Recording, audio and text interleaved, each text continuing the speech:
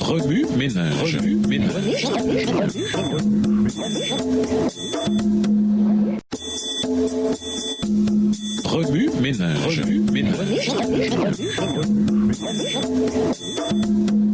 Bienvenue dans votre émission Remue ménage. Nous voilà à la leçon de jeudi. Un appel, la passion de Pierre. Lisons 1 Pierre 2, verset 12. 1 Pierre 2, le verset 12. Au milieu des païens, ayez une bonne conduite afin que là où ils vous calomnient comme faisant le mal, ils voient vos œuvres bonnes et glorifient Dieu au jour de sa visite. Pierre semblait être le plus passionné et le plus assuré des disciples appartenant au cercle intime de Jésus. Si vous avez lu le Nouveau Testament, alors vous avez vu son ardeur, sa nature impétueuse et impulsive, et son leadership au sein de l'Église chrétienne. Tout de suite après Paul. Pierre passait d'abord à l'acte. Les questions, il les posait après.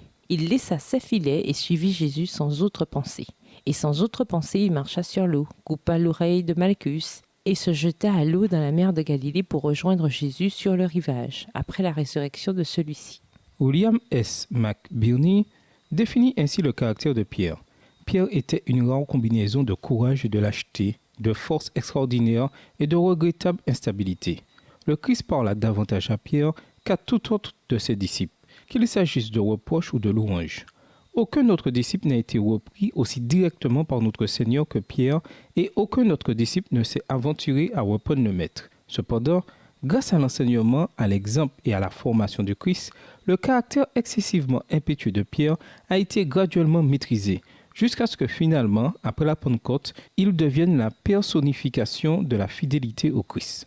C'est sans doute cette passion remplie tardivement de grâce vidée du moi qui nous expose le plus clairement à notre responsabilité quant à notre marche chrétienne.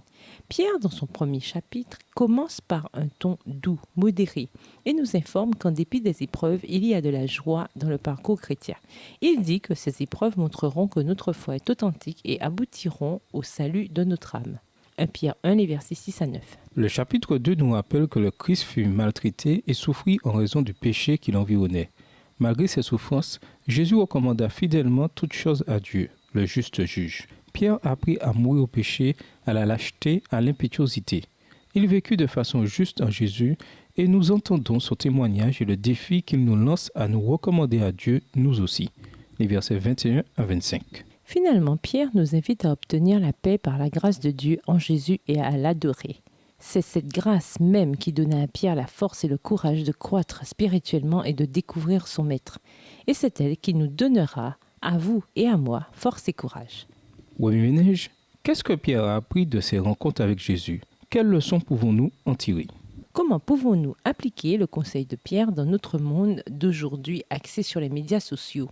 Pourquoi importe-t-il de comprendre cette grâce transformatrice? Au revoir. Et à demain si Dieu veut.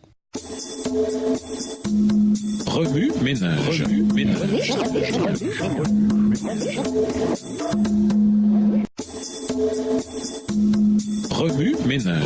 ménage.